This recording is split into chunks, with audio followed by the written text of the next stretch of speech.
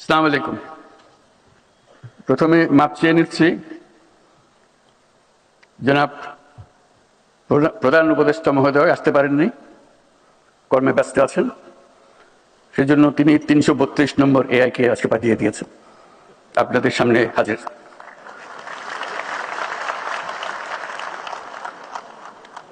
আমি চেষ্টা করব উনি যা বলতে চেয়েছিলেন সেটা আপনাদের কাছে তুলে ধরার জন্য।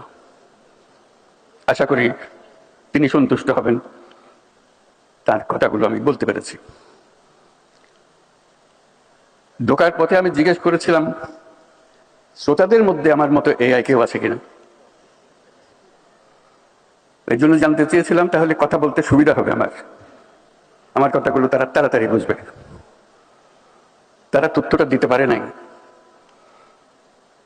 তারা বোধহয় সজাগ ছিল না যে এখানে শ্রোতাদের মধ্যেও এআই থাকতে পারেন, কারণ যাদের তারা প্রতিনিধিত্ব করছেন তারা নানা কারণে আসার সুযোগ পান নাই।